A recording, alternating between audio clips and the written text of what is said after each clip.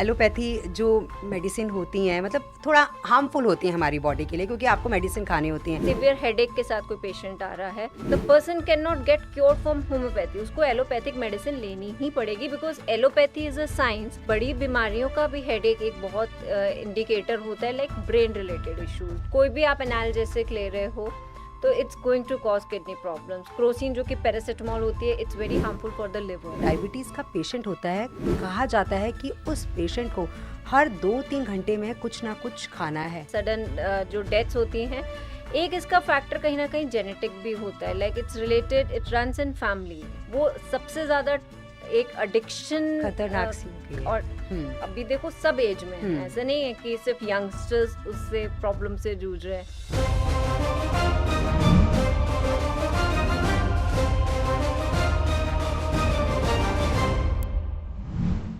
Withers के podcast में आपका स्वागत है और मैं हूं आपके साथ अनु वर्मा।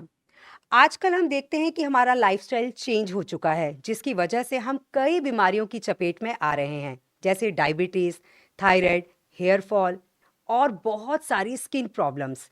ये किस वजह से हो रहा है, इससे हम कैसे बच सकते हैं, आज विदर्स में हम इसी पर बात करेंगे। और जिन गेस्ट को हमने अपने स्टूडियो में इनवाइट किया है वो हैं Sai eye care medical centre की एमबीबीएस और MD doctor doctor Shivani Bansal ji. Ma'am, आपका बहुत बहुत स्वागत है। नमस्कार। नमस्कार Anu ji, thank you for having me here.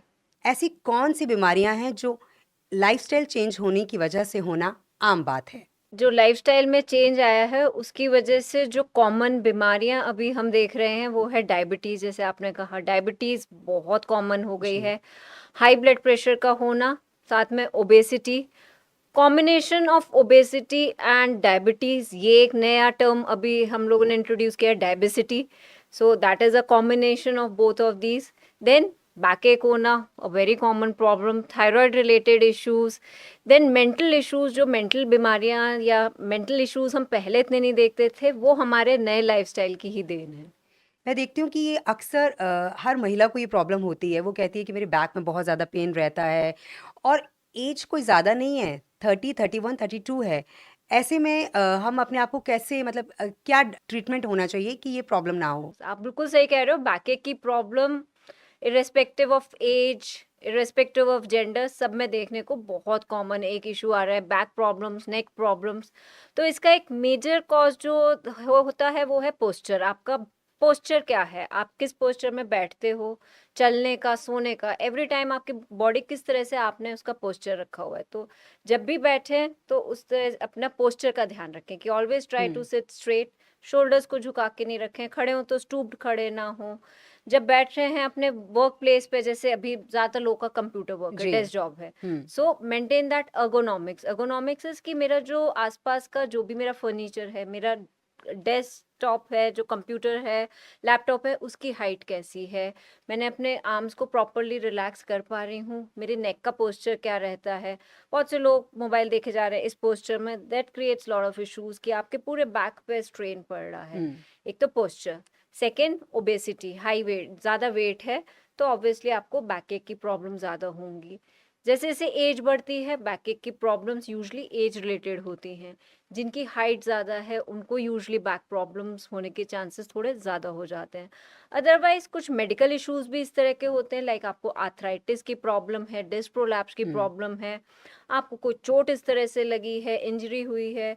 Females में प्रेगनेंसी के टाइम, आफ्टर डिलीवरी, आफ्टर और विद द पीरियड्स बैकएक होना जी। बहुत कॉमन है। If your diet is, if you are nutritionally deprived, आपका विटामिन डी लेवल कम है, हुँ। आपकी बॉडी में कैल्शियम की डेफिशिएंसी है, आपको विटामिन की डेफिशिएंसी है, that can also add on to your backache problem. So it has multiple causes to have the backache problem. अभी आपने बात की पीरियड्स की। मैं देखती हूँ कि अक्सर जब पीरियड्स आने का टाइम होता है ना, तो काफ़ी लेडीज़ तो हैं, मूड चेंज हो जाता है। मतलब किसी में गुस्सा बहुत ज़्यादा हो जाता है, कुछ बहुत चुपचाप सी रहने लग जाती हैं। तो ऐसे में हम अपने उन जो हमारा 4-5 दिन का जो पीरियड होता है, उसको हम मतलब कैसे बैलेंस करें? क्योंकि मूड स्विंग होना एक आम बात हो गई है इन दिनों में।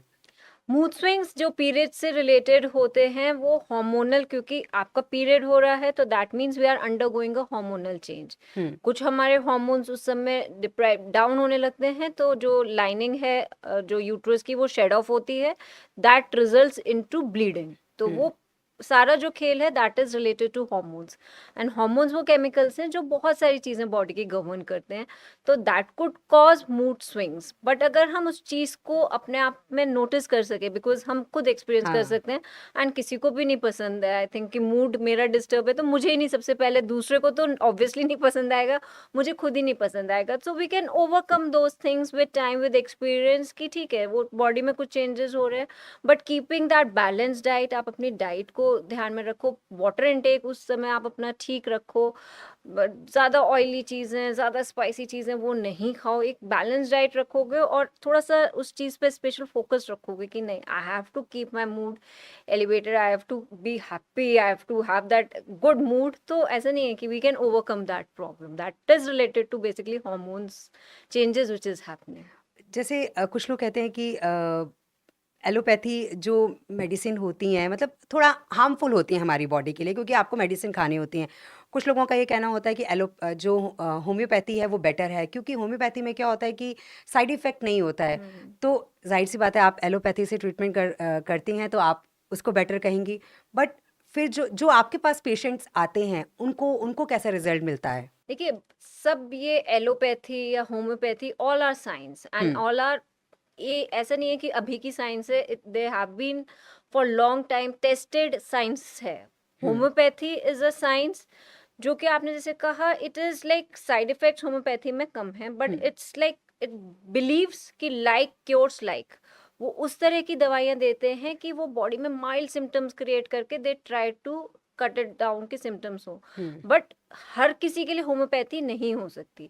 लाइक फॉर एग्जाम्पल, अगर किसी को सिवियर हेडेक के साथ कोई पेशेंट आ रहा है, hmm. So I can not, the person can not get cure from homeopathy, उसको एलोपैथिक मेडिसिन लेनी ही पड़ेगी, because allopathy is a science जो कि इट बेसिस उसका है कि सिम्टम्स को वो पकड़ के, and it's a very modern science, it's evidence based science, कि ये सिम्टम हो रहा है, ये लक्षण हो रहा है, इसका ये कॉज हो सकता है, दवाई दी, ठीक है, वो सिम्टम्स को क्योर कर लेगी। सो एक बहुत अच्छा डिमार्केशन है कि कई बीमारियां ऐसी हैं कि जो जिसका ट्रीटमेंट होम्योपैथी शायद नहीं कर सकती, दो मैं प्रैक्टिस नहीं करती हूँ, बट एलोपैथी में मैक्सिमम बीमारियों का ट्रीटमेंट है। साइड इफेक्ट जैसे आपने कहा, मे बी कुछ दवाइयों का, दैट आई एग्री कि हम्म। बहुत सारी दवाइयाँ को साइड इफेक्ट्स भी होते हैं, but then we have that, हमें पता है कि कहाँ कौन सी दवाई किस डोज में किस पर्टिकुलर पर्सन के लिए कैसे यूज करनी है, या किस दवाई के साथ हम क्या कॉम्बिनेशन दें कि उसके इफेक्ट से ज़्यादा बेनिफिट मिले। इट्स ऑल अबाउट हैविंग कि पेशेंट को उसका बेनिफिट हम दे पाएँ, rather than the side effects, कि साइड इफेक्ट मिनिमाइज कर पाएँ। जी। साइड इफेक्ट होगा, नो हम्म। डाउट, कुछ ना कुछ होगा, ऐसे हम्म। मैं भी नहीं मना कर सकती, कुछ ना कुछ साइड इफेक्ट्स होंगे, बट दैट कैन बी अच्छा डॉक्टर वही है जो इस तरह का प्रिस्क्रिप्शन क्रिएट कर सके कि साइड इफेक्ट्स कम से कम हो, उसका बेनिफिट पेशेंट को, पर्सन को ज़्यादा मिल पाए। हम एक और चीज़ देखते हैं, सर दर्द। अक्सर लोगों को सर दर्द होता है, लोग दवाई ले लेते हैं, क्रोसिन ले ली या और जो दवाइयाँ हैं वो ले ली, क्योंकि वो बर्दाश्त नहीं कर पाते हैं और वो एक हैबिट हो जाती है आपकी। आपको सर दर्द हुआ, अब आपने क्रोसिन ले ली और वो ठीक हो ठीक गया। हो। तो ये हमारी खुद की हेल्थ के लिए कितना सही है? क्योंकि बहुत से लोग मेरी इस बात से एग्री होंगे कि उनको ज़रा सा भी सर दर्द हुआ मतलब वो बर्दाश्त नहीं कर पाते हैं और वो दवाइयाँ ले लेते हैं और फिर उनको लगता है कि अब दवाई ले ली है, अब ठीक हो जाएंगे, अब थोड़ा रिलीफ मिलेगा। दवाई लेना जस्ट एक उसका क्योर तो नहीं है, या इट्स नॉट, आप पहले उसका रीजन ट्राई करो फाइंड आउट करने के लिए, वो शायद आपका डॉक्टर ही एक हेल्प कर पाएंगे कि क्या कारण क्या है हेडेक होने का। बिकॉज जो अभी headache, again it's a very very common problem which we face in OPD में, बहुत से पेशेंट्स आते हैं हेडेक के। हम्म। सो एक होता है कि रूटीन में आपको हेडेक हो रहा है, तो maybe it's tension headache, some आपके टेंशन हेडेक, लाइक आप ओवरथिंक भी कर रहे हो, या आपके कुछ मसल्स में इस तरह के यहाँ प्रॉब्लम्स है, आपकी नेक में इश्यूज हैं, वो हेडेक क्रिएट करेगा। Then you can have migraine, तो माइग्रेन है, टेंशन हेडेक है, या आपकी आईज, अगर आपकी वीक आईज की मसल वीक है, या आपकी हम्म। विजन कम है, आपकी विजुअल एक्विटी कम है, तो आपको हेडेक हो सकता है। आपको साइनोसाइटिस की प्रॉब्लम है, आपको बहुत टाइम से कोल्ड रहता है, आपकी नाक ब्लॉक रहती है, तो हेडेक हो सकता है।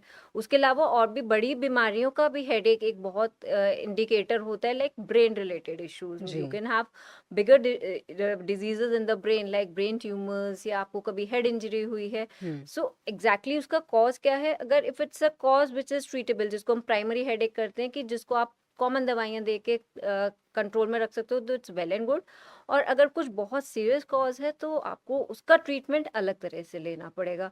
But yes, over the counter medication खा लेना, जैसे आपने कहा क्रोसिन हाँ हुआ जी। या डिस्प्रिन हुआ, बहुत एड्स भी आता था सेरिडॉन का, हमने ऐड बहुत हुँ। कॉमनली सुना है, एक सर दर्द में सेरिडॉन, सेरिडॉन की गोली। हाँ, हाँ। So that should be completely avoided. No consumption of over-the-counter medicine drugs. OTCs have to be completely avoided जो होते हैं। Consult your doctor, consult your physician. Get to know कि उसका problem मतलब क्या cause क्या है। Go to that cause. अगर आप cause पता हम लगा पा रहे हैं कि मे बी मैं जिस रात सोती नहीं हूँ, मेरी नींद डिस्टर्ब रहती है, मुझे हेडेक होता है, so treat that. अच्छे से नींद लो, आपका सिर दर्द खुद ठीक हो जाएगा। आप ओवरथिंक करते हो, आपको हेडेक हो रहा है, ट्रीट दैट थिंग। आप ओवरथिंकिंग को अवॉइड करो। तो try to find out the causes of the things and then treat, then it's always more beneficial to the particular person. जो आपके ओपीडी में पेशेंट आते हैं, मैं आपसे जानना चाहूँगी कि उसमें जो सर दर्द के पेशेंट्स होते हैं, हेडेक के जो पेशेंट्स आपके पास आते हैं, उसमें लेडीज़ ज़्यादा होती हैं या जेंट्स ज़्यादा होते हैं? I think more common in females, females में। Because migraine and all this tension they are more common in females. ये सवाल मैंने आपसे इसलिए पूछा क्योंकि मैं किसी एक ऐसी शख्स को जानती हूँ, जब मैंने उनसे बात की तो वो मुझे कहती हैं कि हर रोज़ मेरे सर में दर्द होता है और मैं हर रोज़ क्रोसिन या फिर ये डिस्प्रिन वगैरह ये खाती हूँ, और आप मानोगे नहीं कि वो कहती हैं कि जब तक मैं ये नहीं खाती हूँ, मेरा सर दर्द ठीक नहीं होता है, और मैं दिन में ना जाने कितनी बार खा लेती हूँ, और मैं उनको हमेशा ये कहती हूँ कि ये आपकी किडनी को भी इफ़ेक्ट कर सकते हैं, पर वो डेफिनेटली। नहीं मानती हैं। तो अब मैं यहाँ आपसे जानना चाहूँगी कि उनकी तरह बहुत सी ऐसी पेशेंट्स होंगी क्योंकि उनको अपने घर की बड़ी सारी टेंशन्स हैं शायद। तो जो और भी बहुत सारी लेडीज़ हैं जो ऐसा करती हैं, क्योंकि सब जानते हैं कि अगर सर में दर्द हुआ है तो जाओ केमिस्ट की शॉप पे जाओ, डिस्प्रिन ले आओ और खा लो। आप उन सब लेडीज़ को क्या कहना चाहेंगी? क्या कुछ कोई एक्सरसाइज़ है या कुछ डाइट में कुछ ऐसा शामिल करें कि ये दवाई उन्हें ना खानी पड़े? सबसे पहले तो आप जो, जैसे मैं पहले भी कहा कि ट्राई टू फाइंड आउट कि किस वजह से हेडेक हो रहा है। अब आप, ठीक है, काम सबको करने होते हैं लाइफ में, आई थिंक सबके कुछ ना कुछ स्ट्रेस होते हैं। इट्स नथिंग लाइक कि किसी की भी लाइफ परफेक्ट, आई हुँ, थिंक आज के टाइम पे no one is perfect, nothing is perfect. Flaws या उस तरह के स्ट्रेस हर जगह हैं। जी। So try to manage those things rather than getting indulge कि आप सोचे जा रहे हो। Try to be more solution oriented कि अगर लाइफ में प्रॉब्लम्स है, it's okay, try to be more solution oriented. And problem लगातार हेडेक हो रहा है, दवाई खाते रहना कोई सोल्यूशन नहीं है। किडनी प्रॉब्लम्स, जैसे आपने भी कहा, हुँ, किडनी कोई भी आप एनाल्जेसिक ले रहे हो तो it's going to cause kidney problems. Crocin जो कि पैरासिटामोल होती है, it's very harmful for the liver. आप पढ़ोगे कि किडनी के लिए तो भी रिलेटिवली सेफ है, बट हुँ। लिवर के लिए इट्स प्रॉब्लमैटिक, तो वो लेना कोई सोल्यूशन नहीं है। सो इट्स बेटर कि आप अपने डॉक्टर से कंसल्ट करें, आप फिजिशियन के पास जाएं, उनसे कंसल्ट करें, ट्राई टू फाइंड आउट कि ऐसा मैं क्या कर सकती हूँ। साइकेट्रिस्ट की जरूरत है, go to a psychiatrist, go to a psychotherapist, whatever is like a physician can very well guide you कि आपको एक्चुअली आपकी प्रॉपर गाइडेंस या प्रॉपर ट्रीटमेंट आपका कहाँ से मिल सकता है। देन अपनी डाइट में आप पानी का बहुत ध्यान रखो कि water intake should hmm. B very good.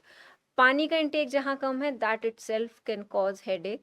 Then your neck कुछ रिलेटेड इश्यूज तो नहीं है, बिकॉज आप अगर नेक लाइक फीमेल्स का क्या होता है, बहुत देर तक, जैसे मैं सुनती हूँ कि लोग लगता भी है रसोई में आप कुछ भी काम हुँ, कर रहे हुँ, हो तो हुँ। 1-1.5 घंटा तो ऐसे ही लग जाता है, तो आप बहुत देर तक नेक एक पोजीशन में हो।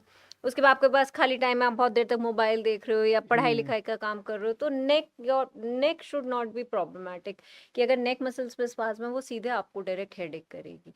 सो छोटी छोटी इन चीज़ों का ध्यान रखेंगे, अपनी आइज़ को time to time get your vision check. जैसे जैसे हम बड़े होते हैं, दूर की विजन कमज़ोर हुँ। होना, या फिर उसके बाद आफ्टर 40 ईयर्स पास की नज़र कमज़ोर हो जाना, बड़े लोगों में कैटरैक्ट होना, तो बहुत सारे आई इशूज़ भी होते हैं कि जो कि हमें हेडेक की तरह प्रेजेंट करते हैं। सो वो तो आप डॉक्टर के पास जाके ही शायद पता लगा सकते हो कि एक्चुअली रीज़न क्या है, और फिर उसका ट्रीटमेंट करवाओ। कुछ लोग ऐसे होते हैं ज़रा-सा भी सर नीचे नहीं झुका पाते हैं क्योंकि वो कहते हैं मुझे सर्वाइकल है। हम्म। तो क्या सर्वाइकल का ट्रीटमेंट क्या सिर्फ़ मतलब आपको भारी भरकम दवाइयाँ ही खानी पड़ेंगी या फिर कुछ एक्सरसाइज़ हैं या कुछ वही कि कुछ आप अपना डेली रूटीन चेंज करें ताकि आप ठीक हो सकें? या आपको एक पर्टिकुलर दवाई तो लेनी ही पड़ेगी, क्योंकि एलोपैथ में अगर ट्रीटमेंट करवा रहे हैं तो दवाइयाँ तो आपको खानी पड़ेंगी। हाँ, एलोपैथी में आप ट्रीटमेंट कराओ तो दवाई खानी पड़ेगी, लेकिन ऐसा भी नहीं है। दवाई के साथ-साथ नेक अब अगेन सर्वाइकल जो हम टर्म यूज़ करते हैं, 2 चीज़ें हैं उसमें मेन। एक तो हमारी बोन्स जो वर्टिब्री होती है, जो हमारे जो रीढ़ की हड्डी कहते हैं, जो सर्वाइकल वर्टिब्री है, उसकी प्रॉब्लम है। उसके बीच से हमारी नर्व्स निकलती हैं। तो अगर नर्व पे कंप्रेशन है, तो उसका ट्रीटमेंट अलग है। दैट इज़ सर्वाइकल स्पॉन्डिलोसिस जो एक टर्म होता है, that is mainly a degenerative disease जो कि बोन रिलेटेड है। दूसरा एस्पेक्ट है जो यंगर एज में, जो बच्चों में या यंगर एज में होता है, that is more related to the muscles, कि नेक ठीक। के आसपास बहुत सारी ये शोल्डर्स पे, नेक पे मसल्स हैं, यहाँ प्रॉब्लम है। तो यहाँ की अगर प्रॉब्लम है तो it can be very well corrected with regular exercises. आपको पर्टिकुलर एक्सरसाइजेस सिखा सकते हैं हम लोग, जो आप रेगुलर बेस पे करो, but you have to do it regularly. आप वो करो, आप अपने पोस्चर का ध्यान रखो, अपनी डाइट का ध्यान रखो, तो आप नेक इश्यूज से बहुत हद तक बच सकते हो। हमेशा दवाई खाना ज़रूरी नहीं है, सिर्फ आप पोस्चर और एक्सरसाइजेस, 2 एक ऐसी चीज़ें। देन पिलो का मैनेज करना, कि बहुत हाइट का आप पिलो नहीं लगाओ, उसको अवॉइड करो। बहुत देर तक एक सेम पोस्चर में नहीं मेंटेन करो। Change your posture after every 45 minutes, 1 घंटे के बाद अपना थोड़ा नेक मूवमेंट करना, शोल्डर मूवमेंट करना, अपना थोड़ा स्ट्रेचिंग करना। ये छोटी-छोटी चीज़ें अगर हम डेली में करेंगे तो नेक इश्यूज से बहुत ज़्यादा बच सकते हैं। बट हाँ, अगर कुछ उस तरह के मेडिकल रिलेटेड इश्यूज हैं लाइक स्पॉन्डिलोसिस, जहाँ एक्चुअली हमारी बोन या नर्व पे प्रॉब्लम आ रही है, सो that is entirely different, that is entirely different treatment. उसके लिए फिर हमें ऑब्वियसली डॉक्टर के पास ही जाके उसका ट्रीटमेंट कराना पड़ेगा। मैं यहाँ आपसे जानना चाहती हूँ कि जो डायबिटीज़ का पेशेंट होता है, कहा जाता है कि उस पेशेंट को हर 2-3 घंटे में कुछ ना कुछ खाना है। क्यों?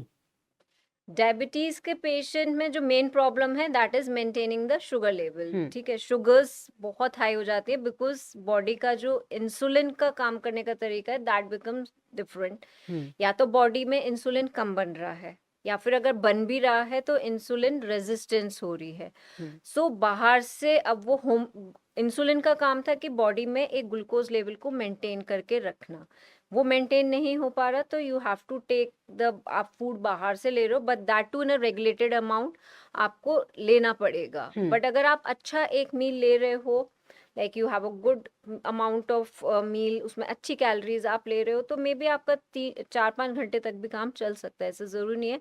बट हाँ, यूजुअली पेशेंट्स को एक डिप आने लगती है बिकॉज मेडिसिन भी ले रहे हैं। हुँ, तो मेडिसिन, टैबलेट, इंसुलिन आप जो भी ले रहे हो डाइट के साथ, after 3 hours they can be little dip. तो वी यूजुअली रिकमेंड कि आप जो 2 मेजर मील्स हैं उसके बीच में एक छोटा सा मील ऐड कर लो। जी, लाइक अगर आपने ब्रेकफास्ट अराउंड 8-9 करते हो, तो around 11 to 12 take a small meal. Maybe आप कोई छोटा सा फ्रूट कैरी करो, फ्रूट ले लो, या फिर कुछ हल्का सा कुछ ड्रिंक ले लो, या मखाने ले लो, भुने हुँ, चने ले लो, कुछ आमंड्स ले लो, हल्का सा एक मील। एंड सिमिलरली फिर आपने प्रॉपर एक लंच किया। लंच और डिनर के बीच में जो गैप आ रहा है, वहाँ पे भी आप you have to include some small thing like a vegetable juice, हुँ। और सम ग्रीन टी, और सम चने मुरमुरे, और मखाने, something healthy which can be included there also, because glucose homeostasis या glucose जो balance maintain करने का, that gets impaired डायबिटीज में, वही प्रॉब्लम हो जाती है। तो उसको एक मेंटेन करने के लिए we recommend कि have mid meals also। Shivani जी, हम देखते हैं कि ओबेसिटी यानी मोटापा एक आम बात है। आजकल हम देखते हैं कि जो 7-8 साल का बच्चा है वो भी, मतलब हम कहते हैं कि हेल्दी है, पर वो पेरेंट्स कहते हैं ये भई खाते-पीते घर का है, बट वो खाते-पीते घर का नहीं है, वो उसको एक बीमारी है, जो कई बार पेरेंट्स समझ नहीं पाते हैं। तो कैसे हम अपने इस मोटापे को कंट्रोल में करें? ओबेसिटी मतलब बॉडी वेट एक पर्टिकुलर उससे ज़्यादा होना, हुँ, अगेन बहुत कॉमन प्रॉब्लम है, बच्चों में भी बहुत ज़्यादा देख रहे हैं। और इसका मेन कल्प्रिट तो हमारा लाइफस्टाइल ही है, हम हुँ, कि खाना पीना कैसे खा रहे हैं। बच्चों में भी अभी देखें, सो कॉमन, चिप्स खाना, तरह तरह के पैकेट फूड खाना, प्रोसेस्ड फूड्स खाना इतना ज़्यादा कॉमन हो गया है इस समय। बच्चों को मतलब रूटीन में जो माएँ घर में खाना बनाती हैं वो कम पसंद आता है। अवेलेबिलिटी ऑफ फूड बहुत ईज़ी है, बहुत सारे ऑप्शंस हैं, कार्टून चैनल्स पे देखो, मैं देखती हूँ वो कम आता है, बीच में एड ज्यादा आते हैं, हाँ दैट इज जी। सो, बच्चों को इतने अट्रैक्टिव होते हैं, मम्मा ये चाहिए वो चाहिए, because that is so attractive. बेचारे यंग बच्चे, छोटे से बच्चे, हम्म। उनको इस तरह से कमर्शियल एड्स, आई थिंक वो सबसे ज्यादा तो उस पे एक वो लगना चाहिए कि इतने ज्यादा कमर्शियल्स नहीं आने चाहिए। खाना पीना first thing. Second is activity, physical activity बहुत कम हो गई सबकी। बच्चे भी majority of the time sitting हैं, बड़े लोग, ऑफिस गोअर्स, फीमेल्स, हम लोग जो घर में जो लोग अपने रहते हैं, मशीन से काम हो रहा है।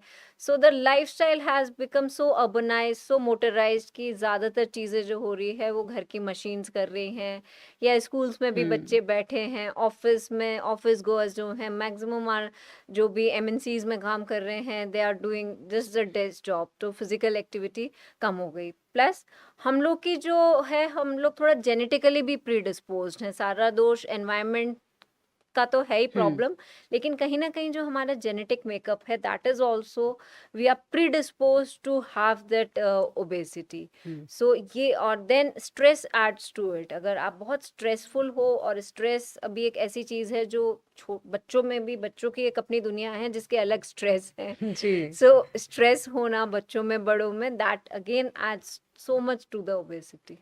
जब आपके पास भी ओबेसिटी के पेशेंट्स आते होंगे, खासकर कौन सी एज ग्रुप के ज़्यादा आते हैं? मेरे पास तो खैर, because I am physician, I usually deal with the adult, 17 years plus के लोग मेरे पास ज़्यादा आते हैं। सो बट बच्चे भी आते हैं, but obesity is a very common thing, irrespective of the age, हर किसी में, irrespective of their profession.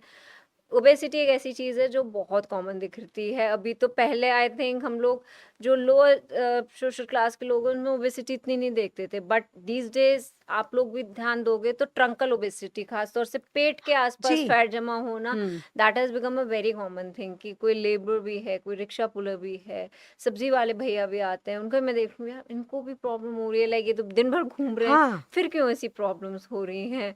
So I think वो कहीं ना कहीं हमारे फूड, जिस तरह से हमारा लाइफस्टाइल चेंज हुआ है, हम मेनली कार्बोहाइड्रेट्स खा रहे हैं, ऑयल जिस तरह का कंज्यूम कर रहे हैं, oils add to it, like refined oil, उस तरह के क्वालिटी के फूड खाना, rich carbohydrate food, processed food लेना इजीली। आपको यूजली जो हेल्दी फूड है दैट इज कॉस्टलियर। आप जाओगे बाजार में, आपको एक बर्गर सस्ता मिल जाएगा, आप अगर कुछ और बेटर चीज हम्म। लेना चाहोगे, healthier option, that will be costlier. आप ब्राउन ब्रेड का अगर उससे कहोगे "भैया, मुझे सैंडविच दे दो, या I go to Subway, I have to pay more, a burger will cost me less, but उसका हम्म। आपने हमने कैलोरीज ध्यान दिया कि how much calories plus the type of fat it had a very bad quality of fat. उसको कहा गया कि इट्स ट्रांस फैट फ्री है, ये है वो है, but it all doesn't work. उसमें बहुत फैट है, उसमें केमिकल्स बने हुए हैं कि शेल्फ लाइफ जिस चीज की जितनी नहीं थी, उसको बढ़ाने के लिए हर चीज में फिर केमिकल्स डाले जा रहे हम्म। हैं, which is adding to that effect of obesity, and that is making us addictive to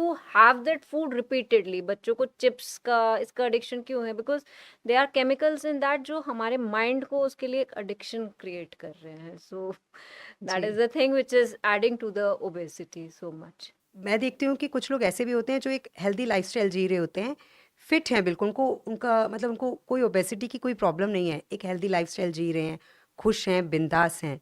लेकिन अचानक से हम देखते हैं कि उनकी डेथ हो जाती है सडनली। वो मतलब लगता है कि यार ये बंदा तो इतना फिट था, हंसता खेलता था, मुस्कुराता था, जिम जाता था रेगुलर, फिर उसके साथ ऐसा क्यों हो गया? मतलब आप मुझे बताइए, क्योंकि बहुत से फिल्म स्टार्स के बारे में भी हम ये सुनते हैं।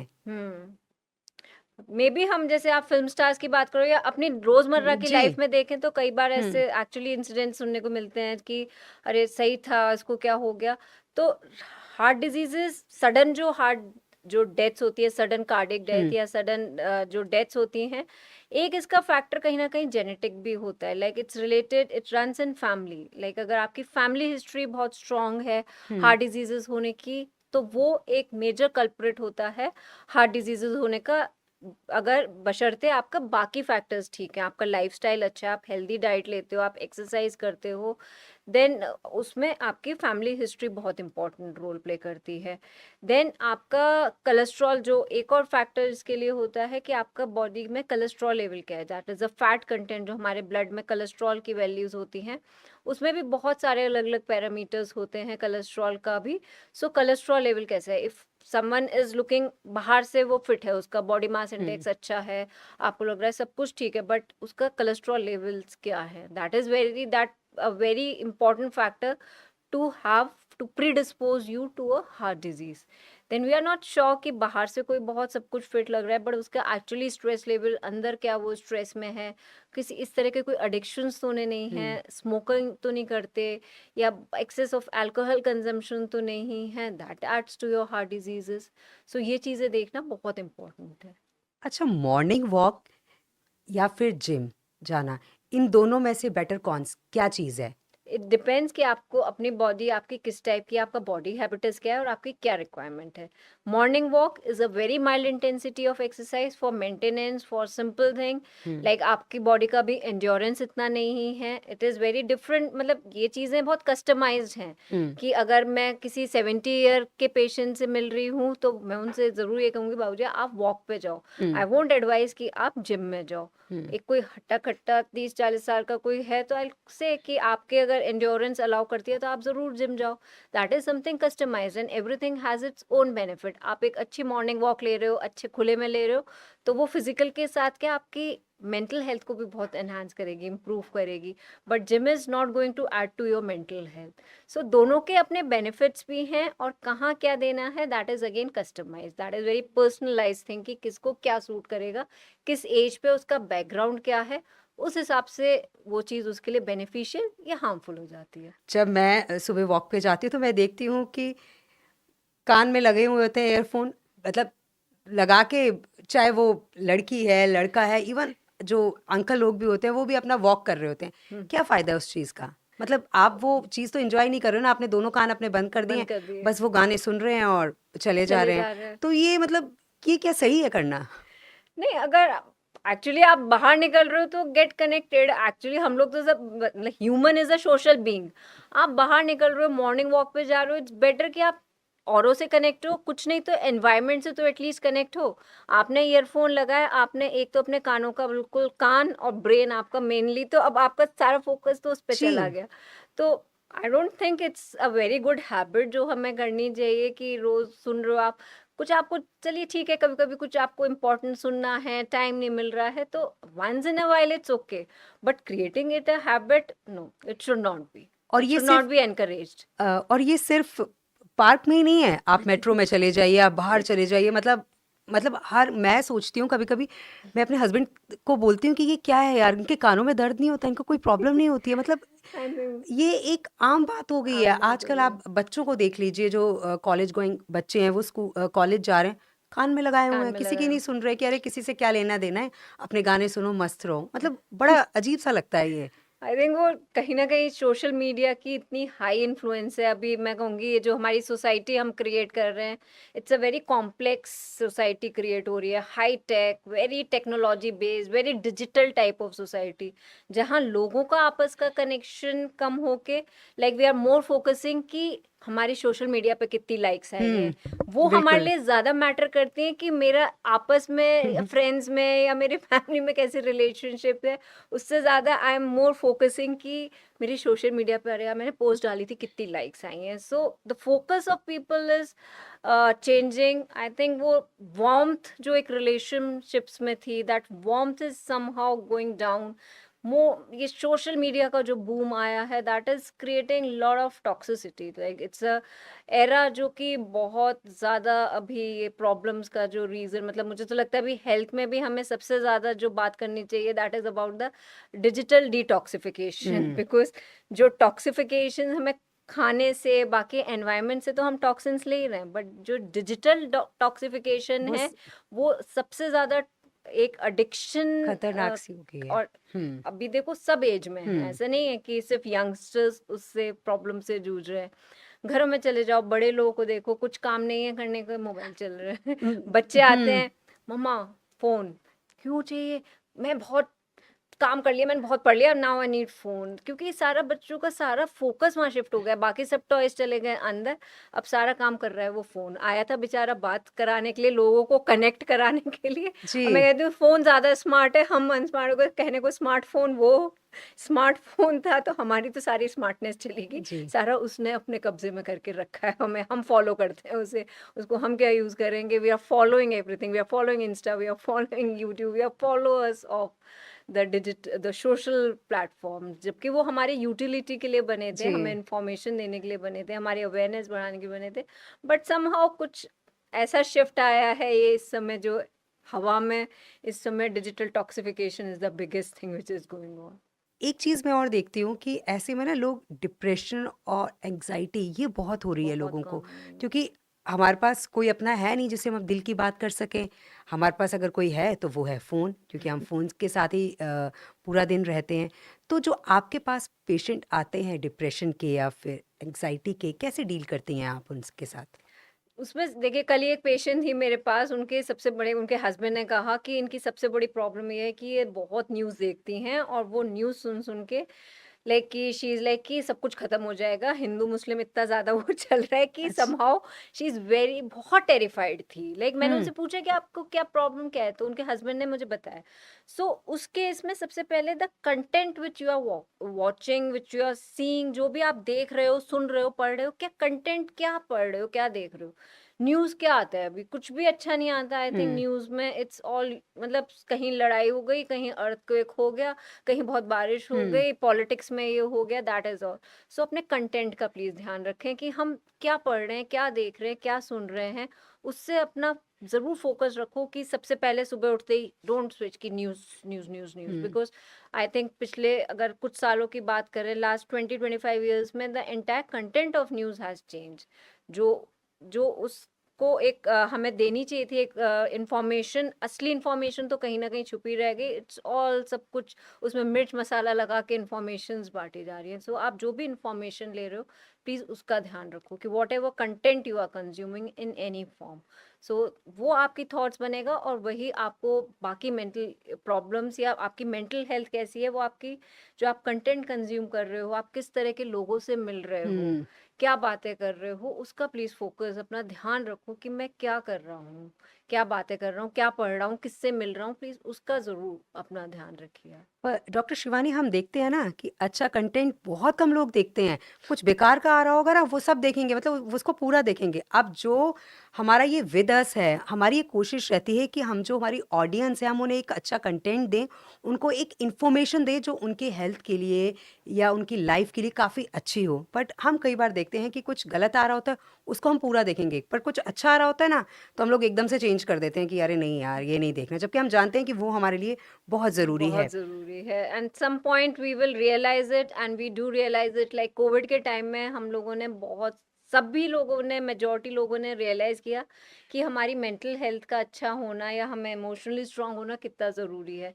तब लोगों में बहुत शिफ्ट आया, बट जैसे-जैसे सब कुछ बाहर नॉर्मलाइज़ होता चला गया, लोगों में फिर से, तब हमारी डाइट का भी हमने हुँ, अपना ध्यान पूरा रखना शुरू रखा। किया। कितना सबने अपनी डाइट का ध्यान रखा, घर का खाना खाया। पोल्यूशन का हमने देखा, एक्यूआई कितना कम आ हुँ, गया, क्योंकि चिड़िया जो पहले नहीं दिखती थी, environment, everything became so beautiful during that time. So समय हमें सिखाता है, लेकिन समझदारी इसमें कि हम समय से पहले खुद समझ जाएं कि मेरे लिए क्या सही है, क्या गलत है, कौन सी चीज मुझे देखनी पड़नी चाहिए, या किस तरह का मैं लाइफस्टाइल रखूं कि my life goes in a good direction, कि मैं आगे जाके दवाइयों पे या डॉक्टर्स पे डिपेंडेंट ना बनूं। I can live that healthy fruitful life which is good for me and my loved ones who are surrounding me. जी, तो ये जो डिप्रेशन और एंग्ज़ायटी है, तो क्या मतलब जो ये इसके जो पेशेंट्स होते हैं, क्योंकि कुछ लोगों को छोटी-सी बात से डिप्रेशन हो जाता है, वो कुछ भी हो, किसी ने कुछ ज़रा-सा कुछ कह दिया, तो उससे उनको डिप्रेशन हो गया, एंग्ज़ायटी हो गई। तो इसकी क्या दवाइयाँ मतलब बहुत लंबे टाइम तक खानी होती हैं? या फिर कुछ अगर आप अपने लाइफ़स्टाइल में चेंज करते हैं, जैसा कि आपने भी कहा कि आपको चेंज करना बहुत ज़्यादा ज़रूरी है, तो क्या दवाइयों के साथ-साथ अगर लाइफ़स्टाइल में कुछ चेंजेस किए जाएँ, तो ये बहुत जल्द ठीक हो सकती है? हाँ, डिपेंड्स कि अगर एक्चुअली डिप्रेशन भी एक टर्म है जो कि हम पेशेंट को डिप्रेशन लेवल करने से पहले दे आर पर्टिकुलर पैरामीटर्स जो चेक करने होते हैं, क्योंकि कॉमनली बहुत से लोग कहते हैं कि अगर किसी का मूड एक भी दिन कम हो रहा है, अच्छा नहीं है, ये तो डिप्रेस्ड है। बट एक्चुअली अगर मेडिकल टर्मिनोलॉजी देखें तो हम लोग के पास सेट क्राइटेरिया है कि हम कब किसको डिप्रेशन लेवल करेंगे, ठीक है। सो दैट डिपेंड्स कि अब वो डिप्रेशन भी किस ग्रेड का है। यूजली हर डिप्रेशन में हमें दवाइयाँ नहीं देनी होती हैं। बहुत सारे डिप्रेसिव इलनेसेस या डिप्रेसिव पेशेंट्स ऐसे हैं जिनको सिंपल हम बिहेवियरल थेरेपी देते हैं, कॉग्निटिव थेरेपीज देते हैं, जिससे वो ठीक हो जाते हैं। कॉग्निटिव थेरेपीज लाइक कि उनको सोचने का एक नज़रिया या सोचने का उनको तरीका बताया जाता है, उनको अपना बिहेवियरल थेरेपीज दी जाती हैं, जिससे वो ठीक हो जाते हैं। हाँ, कुछ अगर ज़्यादा मॉडरेट या सिवियर ग्रेड की डिप्रेशन है तो वहाँ दवाइयों का, मेडिसिन का सहारा लेना पड़ता है, और यूजुअली वो थोड़ा लॉन्ग टर्म ही होती हैं जो एंटी डिप्रेसेंट्स होते हैं। यूजुअली अगर सिवियर डिप्रेसिव इलनेस है तो उस केस में तो थोड़ा लॉन्ग टाइम के लिए ही चलती हैं, लंबे समय के लिए चलती हैं दवाइयाँ। हेयर फॉल होना क्या ये एक आम बात है? मतलब ये क्यों होता है? क्योंकि हम एक हेल्दी लाइफस्टाइल जी रहे हैं, अच्छा खा रहे हैं, लेकिन फिर भी बाल ज़्यादा झड़ रहे हैं, क्यों? हेयर फॉल होना मतलब कुछ पर्टिकुलर नंबर ऑफ हेयर गिरना वो नॉर्मल फिनोमेना है, हम्म, क्योंकि हेयर भी एक साइकिल है ना, it's like a cycle which is going on. Hair नया मतलब बढ़ रहा है, बढ़ रहा है, बढ़ रहा है, तो कुछ हेयर गिरेंगे भी, नए आएंगे भी। That is a process which goes on and on and on. Hmm, तो थोड़े बहुत हेयर गिरना इट्स नॉर्मल। तो आप जब भी बाल काटोगे तो हेयर गिरना नॉर्मल, अपने आप से खुद बैठे बैठे बाल गिर रहे हैं, आपने हल्का सा कुछ किया बाल निकल के आ रहे हैं, बहुत ज्यादा बाल गिर रहे हैं, तो that is definitely abnormal. Reason pollution, pollution add करता है। सीजनल चेंजेस, जैसे जैसे सीजन, जैसे अभी बारिशों का जब सीजन होगा, बहुत ह्यूमिड क्लाइमेट होगा, तो season adds to it. Then stress, stress is a very big factor. Then having some deficiencies in diet, मुझे लग रहा है मैं ठीक खा रही हूँ but no, I am maybe I am deficient in iron, maybe I am deficient in some of the vitamin which my body is actually requiring. Proteins की मेरी डाइट में कमी हम्म, है, that could be there. Then some hormonal changes, जैसे females में खासतौर से बात करें तो thyroid disorders, thyroid related disorders adds to your hair fall, तो आप थायराइड चेक करके अपना देख सकते हो। देन जब जो प्रेग्नेंट फीमेल्स हैं या हम्म, आफ्टर चाइल्ड बर्थ हेयर हाँ, फॉल होना is very hmm, common. Another common thing which is adding to this problem is usage of so many of the chemicals, या फिर बालों को बार बार गर्म करना, हीटिंग करना बालों की, dyes, various bleaching agents which are being applied, hair treatments उस तरह के कराना, that adds to your hair problems. आप बहुत ज़्यादा हार्श केमिकल्स हेयर पे अप्लाई करते हो, your shampoos very harsh chemicals, आप हार्श चीज़ें यूज़ करते हो, तो that will add to your hair fall problem. जो बच्चे हैं 14 या 15 साल के हैं, या जो गर्ल्स हैं खासकर, उनके फेस पर इतने सारे पिंपल्स हो जाते हैं, इतना ट्रीटमेंट करवाते हैं वो, इतना ट्रीटमेंट करवाते हैं, बट फिर भी कोई रिजल्ट नहीं मिलता है। कुछ हमारे बड़े ये कहते हैं कि अरे 18 के बाद सब ठीक हो जाएगा, ये होता ही है इस एज में। क्या ये ठीक है कि जो ये कहते हैं इस एज में ये होना एक आम बात है? प्यूबर्टी जब मतलब जैसे यंग गर्ल्स की या टीनेजर्स की बात करें तो टीनेजर्स में बिकॉज एक वो प्यूबर्टी का टाइम होता है, योर हम्म, बॉडी में हार्मोनल चेंजेस होते हैं, both males and females. Hmm, तो प्यूबर्टी के टाइम में एक्ने होना होता है, hmm, it happens because of the hormonal changes through which the body is undergoing, hmm, ठीक है। हाँ, जैसे बड़े लोग कहते हैं विद एज, जैसे जैसे आप एज करेंगे, हम एजिंग होती है तो वो हार्मोन सेटल हो जाते हैं, जो एक चेंज ओवर जा रहा था वो सेटल होने के बाद मेल्स मतलब बोथ मेल्स एंड फीमेल्स में काफ़ी हद तक ये एक्ने वाली प्रॉब्लम जो है वो रिजॉल्व हो जाती है। But apart from the hormonal problems, diet, diet adds to it. आप बहुत ज़्यादा ऑयली फूड खाते हो, बहुत जंक फूड खाते हो, that will increase the problem. आपको ओवरऑल स्वेटिंग की प्रॉब्लम ज़्यादा है, कुछ लोग बहुत ज़्यादा स्वेट करते हैं, तो हम्म, उस केस में जब आपके स्वेट ग्लैंड्स ब्लॉक होने लगेंगे और उस पर बैक्टीरिया अटैक करते हैं, सो एक्ने की प्रॉब्लम उस केस में ज़्यादा हो सकती है। या फिर आपको again stress adds to it, अगर स्ट्रेसफुल लाइफ ज़्यादा है तो उस केस में भी एक्ने ज़्यादा हो सकते हैं। डॉक्टर शिवानी, ये बताइए कि हम अपने चेहरे पर ऐसा क्या लगाएं कि एक निखार सा आ जाए? क्योंकि मतलब हर कोई चाहता है वो सुंदर दिखे। हम जानते हैं कि सुंदरता जो है वो खुश रहने से होती है, लेकिन फिर भी कुछ ऐसा क्या करें कि हमारे चेहरे पर एक सुंदर सा निखार आ जाए?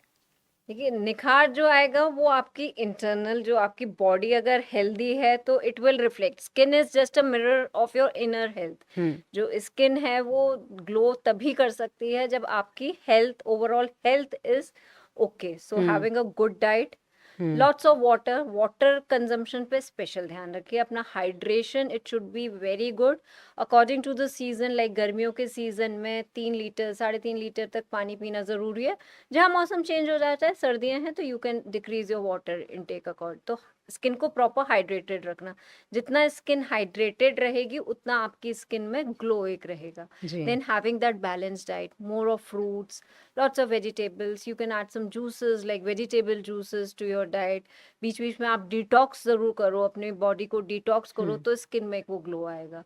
ठीक है। देन अगर बाहर से बात करें तो it's like one thing which I personally use and I recommend is rose water. Rose water is a very useful thing.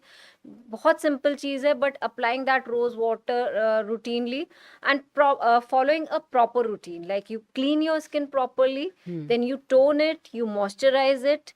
ये आप 3-4 procedures, and especially during night when you go to sleep, have a proper sleep hygiene in the form of skin care, your teeth hygiene, everything. A sleep hygiene should be maintained, क्योंकि आप जो sleep का time है, आप सोने से पहले कुछ पर्टिकुलर छोटी छोटी चीज़ें करके अगर सो रहे हो, तो जो रात को 6-8 घंटे जितना भी आप सो रहे हो, जो इस बॉडी में पूरे चेंजेस जो हो रहे हैं ना, सो वो आपको नेक्स्ट डे और आपकी पूरी लाइफ में ऐड हो रहे हैं। जी। सो आप अगर रात को ये सब करके सो रहे हो, आप अपनी स्किन को अच्छी सी प्रॉपर केयर दे के सो रहे हो, तो आप मॉर्निंग में खुद देखोगे, you will feel that skin में अच्छा वो है कि स्किन में आपके ग्लो भी ऐड होना शुरू हो जाएगा। एंड देन आई थिंक बाकी तो कॉस्मेटिक या वैसे बात करें तो प्रोडक्ट्स तो बहुत सारे हैं, that is different, but moisturise skin को प्रॉपरली मॉइस्चराइज रखना according to your skin type. अगर आपकी ऑयली स्किन है तो डिफरेंट, ड्राई स्किन है तो different moisturisers for that. Doctor Shivani, हम देखते हैं कि जिन लोगों का लो होता है ब्लड प्रेशर, वो लोग कॉफ़ी या फिर ये डार्क चॉकलेट ही बहुत खाते हैं। क्या ये खाना ठीक है? देखिए, कॉफ़ी में जैसे आप कॉफ़ी पी रहे हो तो कॉफ़ी में मीन्स कैफ़ीन है, तो कैफ़ीन आपने जैसे लिया तो बॉडी को एक बूस्ट मिला, थोड़ा energetic, you start feeling better, you feeling motivated, और थोड़ा सा इनिशियली ब्लड प्रेशर ऐसा नहीं है, थोड़ा सा बूस्ट भी होता है, बट फाइनली वो क्या होगा, दैट इज एडिंग, वो आपका यूरिनेशन की टेंडेंसी को बढ़ा देगा। आप खुद नोटिस करोगे जब भी आप कॉफ़ी चाय ज़्यादा पियोगे, दैट इज़ अ डाययूरेटिक, मतलब वो बॉडी में से यूरिन ज़्यादा मतलब बनेगा। तो इनफैक्ट अगर ओवरऑल देखें तो लॉस, विन से ज़्यादा हमारे फायदे से ज़्यादा नुकसान हुआ कि थोड़ा इनिशियल तो ब्लड प्रेशर बढ़ा, बट यूरिन जाके वो सारा इफेक्ट काम डाउन हो गया। So coffee is not a good thing to consume when you have low blood pressure. Dark chocolates, yes, you can have in particular amount. Dark chocolate वैसे भी health के लिए, if it's without sugar या very less amount of sugar, in particular amount, it's good for blood pressure and good for overall health also. जी, तो बहुत-बहुत शुक्रिया doctor Shivani कि आप स्टूडियो में आई और वाक़ई आपने बहुत अच्छी इन्फॉर्मेशन हमें दी। बहुत-बहुत शुक्रिया। Thank you so much. Thank you so much for having me here. तो आज आपने ये जो पॉडकास्ट देखा, ये हो रहा था स्टूडियो कोहाट में। तो अगर आप भी इस तरह का पॉडकास्ट करवाना चाहते हैं, तो आप स्क्रीन के नीचे 2 नंबर देख रहे होंगे। आप इन पर कॉल कर सकते हैं और इन्फॉर्मेशन ले सकते हैं कि कैसे आप पॉडकास्ट करवा सकते हैं। अगर आप हमारे इस पॉडकास्ट में आना चाहते हैं, तो आप आ सकते हैं और इसके लिए भी आपको हमें कॉल करना होगा। और अगर आप देखते हैं कि आपके आसपास कोई एक ऐसा व्यक्ति है जो एक अच्छा काम कर रहा है, तो आप हमें डीएम करें, हम उन्हें अपने इस पॉडकास्ट में ज़रूर इनवाइट करेंगे। और हमारा ये जो विद अस जो चैनल है, उसे आप लाइक करें, शेयर करें और सब्सक्राइब करें। और इस विद अस में हम आपको ऐसी इन्फॉर्मेशन देते रहेंगे जो आपकी हेल्थ के लिए, आपकी फैमिली के लिए जानना बहुत ज़्यादा ज़रूरी है। बहुत-बहुत शुक्रिया हमारे साथ जुड़ने के लिए। नमस्कार।